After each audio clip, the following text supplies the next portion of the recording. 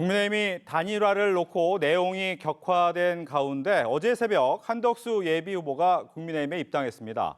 국민의힘이 대선 후보 주자 교체 실무 작업에 착수한 가운데 오늘도 국민의힘 지도부와 김문수 후보는 각각 기자회견을 통해 거친 말들을 주고받으며 여론전을 펼치고 있습니다.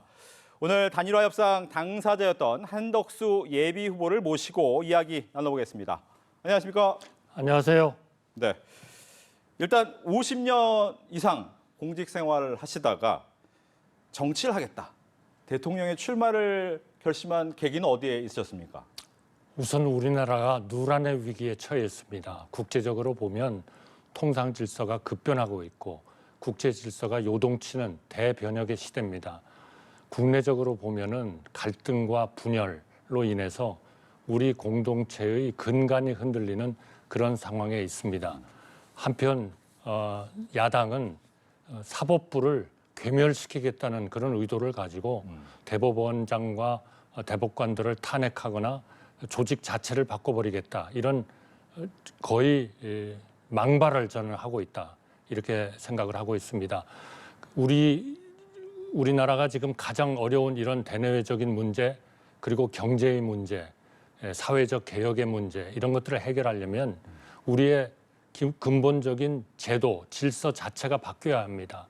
다시 말씀드리면 우리가 개헌을 통해서 그동안 낡은 우리의 체제를 바꾸지 않고서는 경제도 절대로 회복될 수가 없습니다. 또 국민의 민생도 챙길 수 없습니다. 그래서 저는 지금까지의 제가 했었던 50년 동안의 그런 경험을 바탕으로 해서 좀 더 중요하고 근본적인 일에 나서야 되겠다. 그러나 저는 과거 정치인처럼 5년 다 하겠다는 생각이 없습니다. 3년 안에 개헌을 마치고 또 경제 기반을 살리고 그리고 통상마찰을 해결하고 그리고 우리 국민들과 함께 가는 그런 민생을 챙기고 저는 물러서겠습니다. 그 다음에는 우리의 젊은 세대들이 또 새로운 정치인들이 제 등을 밟고 새로운 대한민국을 이끌어가기를 원합니다. 네. 출마를 딱 결심을 하셨는데 단일화라는 큰 장애물이 있었고 그 단일화를 겪는 과정에서의 진통도 만만치 않았습니다. 어떤 생각을 많이 하셨습니까? 우선 어떤 일이 있었다 하더라도 제가 국민들께 죄송하다는 말씀을 드리겠습니다. 그러한 그 정치적 공방이나 줄다리기 같은 것은 하는 사람에게는 재미있을지 몰라도 그것을 보는 국민들에게는 정말 큰 고통입니다. 그동안의 단일화 문제는 국민의힘의 경선 과정에서 모든 후보들이 약속을 했고 특히 김문수 후보는 18일 동안에 22번이나 약속을 했습니다. 그리고 4월 27일에는 5월 10일 이내에 신속한 단일화를 이루겠다라고 약속까지 하셨습니다.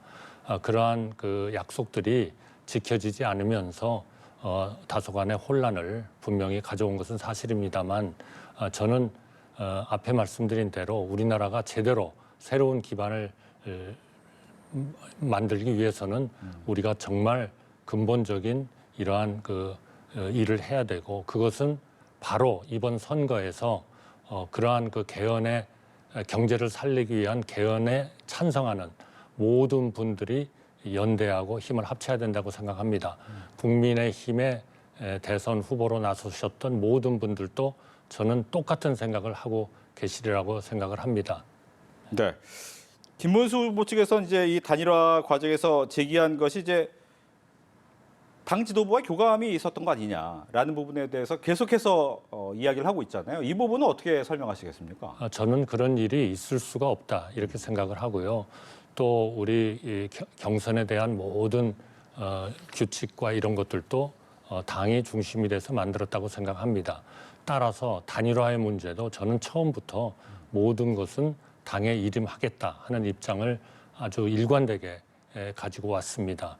그리고 당이 정하는 모든 방법, 그리고 후보들이 그동안에 적용받았던 그리고 그분들 중에 또 승리를 하셨던 분의 모든 그러한 규칙을 저희가 그대로 따르겠다고 얘기를 했습니다. 다만 역선택을 방지하는 조항, 그건 뭐 제가 알기로는 당의 당헌에도 있고 이번 경선 과정에도 항상 빠지지 않고 들어있었던 그러한 조항입니다. 다시 말씀드리면 국민의 힘을 찍을 분들이 아닌 분들이 들어와 가지고 그러한 그 후보를 선출하는 과정에 영향을 미치는 거는 정말 그거는 어불성설이거든요. 그런데 세 번의 만남을 통해서 단일화를 논의하는 과정에서 끝까지 이 역선택을 그대로 넣어서 추진하자는 저의 주장과 또 이것을 빼야 된다라고 하는 상대방의 주장이 충돌을 해서 합의를 못했고 그 결과로 당이 이 모든 문제를 책임을 지고 저는 처음부터 당에 모두 이름했습니다만 당이 이러한 그 단일화 과정에 있어서의 주도권을 가지고 일을 추진하는 그러한 상황이 된 것 같습니다. 하여튼 어떤 그러한 사정이었든 간에 누가 잘못을 했든 간에 우리 국민들에게 이러한 좀 불편함을 드린 것에 대해서 송구하다는 말씀을 드립니다. 네. 이제 개헌을 추진하겠다. 앞서서 언급은 하셨습니다만, 그래서 임기는 3년으로 짧게 하고 단축하면서 개헌하겠다라고 한 것을 가장 앞에 내세운 이유는 어디 있습니까? 왜냐하면 이제까지 권력을 잡는 데 집중하는 정치인 이런 분들은 항상 집권의 가능성이 높아지면 개헌을 한다고 약속을 했다가 하루아침에 바꿔버렸습니다. 저는 그런 사람이 아닙니다. 저는 3년 뒤에 물러날 사람이고 또 그러한 전통적인 정치인이 아닙니다. 저는 국가를 위해서 어떤 헌법이 필요한지 어떤 사회적 제도가 필요한지 그 제도의 근간은 어때야 되는지를 끊임없이 보아온 사람 중에 하나입니다. 어떤 체제가 국민을 행복하게 하고 국가를 번영시키는지를 누구보다도 아주 절실하게 느껴온 사람입니다. 지금 분명히 우리의 이런 사회적 제도의 근간인 헌법 체제는 다시 새로운 옷을 입어야 됩니다. 새로운 시대 정신에 맞아야 됩니다. 네. 그렇기 때문에 저는 이 일을 확실하게 하고 그래서 경제를 살리고 그리고 우리 국민들과 사회적 약자를 같이 동행하는 그러한 제도적 틀을 만들고 저는 깨끗하게 물러나겠습니다. 네. 새로운 체제라고 한다면 많은 분들이 궁금해하는 것이 대통령제의 권력이 너무 강하니까 내각제 얘기도 좀 많이 나오더라고요. 이 부분에 대한 고민도 있으셨습니까? 제가 정치에 참여하겠다는 선언을 하고 바로 그 다음 날 헌정회를 방문했습니다. 거기에는 과거 국회의원을 하신 분들이 약 1,200명 정도가 회원으로 계십니다. 그분들이 지난 5년 동안에 전국을 돌면서 좋은 그런 개헌의 안을 가지고 계시는 걸 제가 알았습니다. 거기에는 대통령 중임제 그리고 양원제 그리고 분권에 대한 확실한 의지 이런 것들은 있었고 내각제는 없었습니다. 저는 그분들이 그동안에 수렴한 그런 내용들이 우리 국민들의 상당한 그 합의가 아닌가 이런 생각이 듭니다. 그러나 다시 한번 제가 국민들의 선택을 받는다면은 첫 1년 동안은 대통령실 밑에 직속 대한민국 헌법 개정 지원 기구를 만들어서 1년 동안 우리 국민들의 의견을 다시 한번 꼼꼼히 수렴을 하고 2차년도에 개헌안을 통과시키고 3차년도에는 국회의원 선거와 그리고 대통령 선거를 같이 치러서 정치적 안정을 이루도록 하겠습니다. 모든 이런 통치 지배 체제에는 다 장단점이 있습니다. 저는 그 장단점을 잘 알고 또 공부를 해온 사람 중에 하나입니다. 그러니까 정말 이제는 우리가 지속 가능한 우리 국가의 성장과 발전을 이루고 국민을 행복하게 하는 그러한 체제를 갖추는 그런 일들이 절실하다 이렇게 생각합니다. 네. 제가 앞서서 하나 더 질문했어야 되는데 안 한 게 있어서 어떤 거냐면 당내에서는 이제 절차적인 문제 얘기 좀 나오고 이 반발도 없지 않아 있습니다. 이 부분은 어떻게 해결하실 생각인지 궁금합니다. 저는 그동안에 이 단일화를 하기 위해서 후보들 간에 또 이러한 것을 관장하는 당으로서 하나의 그런 규정 같은 것에 대한 일들이 많이 진행이 됐습니다. 그러나 결국 이 모든 후보들이 다 약속을 하셨고 특히 이 부분을 22번이나 약속을 하셨던 그러한 후보가 정작 후보가 되니까 이 문제를 신속한 단일화는 못하겠다 이렇게 말씀을 하신 데에서 이 모든 국민들에게 불편함을 끼쳐드리는 일들이 생겼다. 그러니까 이러한 단일화가 아까 말씀드린 우리의 개헌이라든지 국내적인 이러한 그 제도의 개선이라든지 대외적인 경제 문제, 통상 문제를 해결하는 데 있어서의 핵심적인 그러한 문제는 이번 대선에서 반드시 이러한 그 개헌에 대해서 찬성하시고 국가 경제를 살려야 된다고 그러한 그 동의하시는 분들이 국민의 선택을 받아야 되는 거거든요.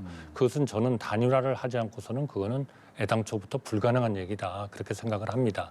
그렇기 때문에 단일화는 꼭 필요하고 이것이 당사자 간에 서로 합의가 안 됐기 때문에 사소한 문제, 역선택이라는 그 하나의 문제 때문에 결국 안 됐기 때문에 이것은 제가 당에 여러 번 요청했듯이 당연히 그 수권을 당연히 바라고 있는 그러한 그 국민의 힘으로서 이 문제를 받아가지고 당으로서의 단일화 과정에 들어간 것이라고 저는 믿고 있습니다. 그 과정에서 물론 좀 만족하시지 않은 분도 있고 하겠지만 그러한 것들은 우리가 대선에서 국민의 선택을 받는다 하는 문제에 비하면 정말 그거는 사소한 일이다. 정말 누가 되느냐 하는 것은 중요한 것이 아니고 이번 대선에서 국민의 선택을 받아서 누란의 위기에 처한 우리나라와 국민들을 구하는 것이 정말 중요한 것이고 그것이 시대 정신이다. 저는 그렇게 믿고 있습니다. 네. 당내 단일화도 중요하지만 이른바 제3지대 빅텐트도 상당히 중요한데 이낙연 새미래 민주당 상임 고문 같은 경우에는 입당하면 하지 않겠다, 같이 하지도 않겠다 이런 얘기도 있었잖아요. 이 빅텐트는 좀 어려워진 건가 이런 궁금증이 있습니다. 저는 그 빅텐트가 어느 특정 정치인을 향해서 그분에 대해서 이기기 위해서 이러한 빅텐트 또는 연대가 이루어져야 된다. 저는 그렇게 생각하지 않습니다. 이것은 오로지 국가와 국민을 위해서 그러한 제도를 만들기 위한 선결 조건으로서 경제를 살리기 위한 선결 조건으로서 개헌에 대해서 정말 우리가 허심탄회하게 연대를 해서 국민들의 선택을 받을 수 있느냐 이것이 굉장히 중요한 것이거든요. 저는 그래서 그것을 빅텐트라고 부르고 싶지도 않습니다. 그것은 일종의 우리의 근본적인 경제를 살리고 체제를 제대로 새로운 체제를 갖추기 위한 개헌 연대다. 저는 그렇게 믿고 싶기 때문에 그러한 개헌 연대에 대해서는 당을 불문하고 어느 당이 주도하느냐 하는 것을 불문하고 여기에는 충분히 연대의 필요성 그리고 국민들의 엄중한 명령 이런 것들이 있다고 생각합니다. 예. 또 하나 이제 이재명 후보가 지금 앞서 나가고 있는 상황인데 이재명 후보가 대통령이 되면 안 된다라는 생각을 갖고 계신 건지. 저는 뭐 특정인을 지정하고 싶지는 않습니다. 그러나 우리나라는 자유민주주의 체제고 시장 경제를 중심으로 하고 있고 또 약자를 보호해야 한다는 그러한 절대절명의 정부의 역할이 있습니다. 그러려면 결국 행정부, 사법부, 입법부가 협력하고 협치하고 그래가지고 정말 좋은 그러한 정책과 제도가 시행될 수 있어야 되거든요. 그러나 최근에 지금 방금 이재명 대표를 말씀하셨습니다만 이재명 대표께서 이끄시는 그 당이 하시는 거를 보면 아 이거는 정말 민주주의를 하자는 것이 아니구나. 사법부를 괴멸시키고자 하는 것이구나. 그러니까 사법부의 판결이 마음에 맞으면 아주 잘하는 거고 조금 마음에 안 맞으면 비난을 하고 고치겠다고 그러고 탄핵을 하겠다고 그러고 아니 31명 줄탄핵을 했으면 충분한 거 아닙니까? 더 이상 탄핵을 해가지고 아무 죄도 없는 대법관들을 탄핵하겠다는 게 그게 무슨 망발입니까? 정말 이거는 국가를 제대로 운영하고 국가를 위해서 봉사하겠다는 그런 정치인과 정당의 자세가 결코 아니다. 저는 그렇게 믿고 있습니다. 시간이 너무 짧은데 짧게 24일밖에 남지 않은 시간 동안 압도적인 격차 차이를 좀 만회할 만한 전략이 있으신가? 저는 충분히 할 수 있다고 생각하고 이번 선거에서 국민의 선택을 받으리라고 생각합니다. 왜냐하면 우리나라와 국민을 구해야 된다 하는 데 대한 많은 국민들이 걱정을 합니다. 제가 지방을 갔을 때에도 제발 이제 좀 그만 싸워라. 국가와 국민을 위해서 좀 제대로 일 좀 해봐라. 민주주의를 제대로 지켜라. 시장 경제도 좀 제대로 해라. 그리고 사회적 약자 국민들도 좀 제대로 보호해라. 정치인의 그런 말이 중요한 것이 아니라 행동과 정책이 중요하지 않느냐 하는 말씀을 많이 들었습니다. 저는 정책을 통해서 승부를 보겠습니다. 그리고 개헌을 통해서 그러한 정책이 정부와 국회가 또 법원이 자기 일을 하면서 협치를 하면서 분권을 지켜가면서 반드시 성공할 수 있도록 하겠습니다. 그리고 그렇게 우리 국민들을 설득하겠습니다. 제가 선택을 받는다면 저는 2주일에 한 번씩은 야당과 대화하겠습니다. 그리고 기업과 대화하겠습니다. 노조와 대화하겠습니다. 또 사회 단체와 대화하겠습니다. 그리고 언론과 대화하겠습니다. 그리고 2주에 한 번은 제가 공식적인 공개 내외신 기자 브리핑을 하겠습니다. 제가 총리 때 44번을 했습니다만 앞으로도 계속 그러한 소통을 통해서 우리가 비록 생각은 좀 달리하지만 국민들의 지지를 받아서 국민들의 엄중한 명령을 받아서 우리가 해야 할 일을 하는 그러한 그 정부와 입법부와 그리고 사법부가 각자 자리 위치에서 제대로 할 수 있도록 하는 그런 분위기와 설득과 국민에 대한 보고와 설득을 계속하겠습니다. 알겠습니다. 이렇게 해서 한덕수 예비후보와 함께 이야기를 나눠봤습니다. 오늘 얘기 잘 들었습니다. 감사합니다.